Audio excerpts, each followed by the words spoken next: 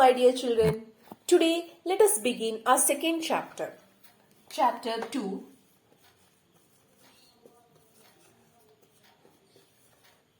Is motion.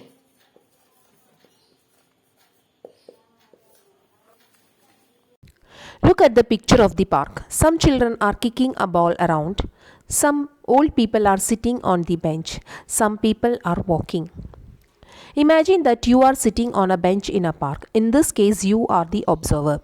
The observer acts as a fixed reference point. A tree in the park is said to be at rest with respect to you. A body is said to be at rest if its position does not change with respect to the fixed reference point or observer.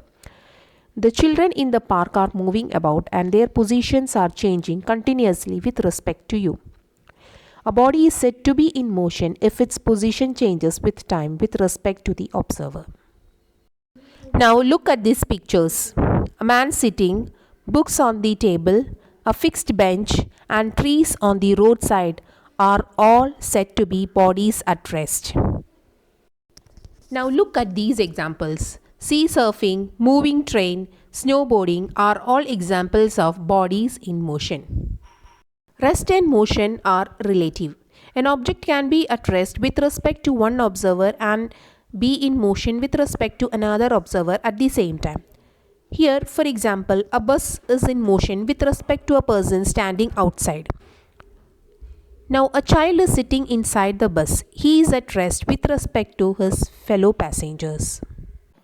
Now, from all these examples, we can conclude that an object can be at rest with respect to one set of objects, and it can be in motion with respect to another set of objects.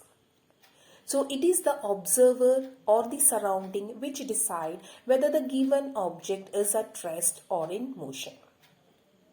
Now let us learn about different types of motion. Different objects have different types of motion.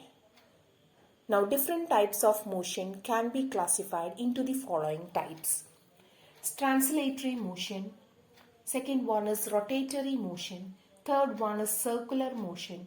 Fourth one is oscillatory motion. Fifth one is vibratory motion. Sixth one is periodic motion. And seventh one is non-periodic motion. We will learn about this in detail. Now let us learn about the first type of motion, that is translatory motion. In translatory motion, the whole object moves from one place to another. Every part of the object moves by the same distance in the same direction in a given time.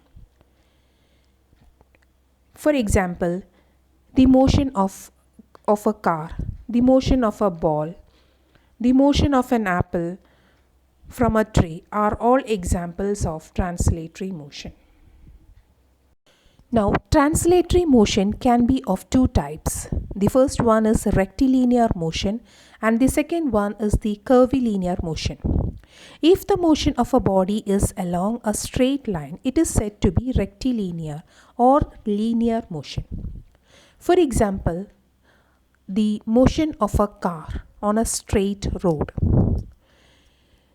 March past of the soldiers in a parade on a straight path are all examples of rectilinear motion.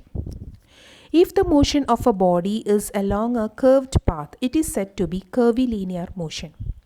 For example, motion of a car along a curved path is an example of curvilinear motion. So thank you children, we'll continue in the next class.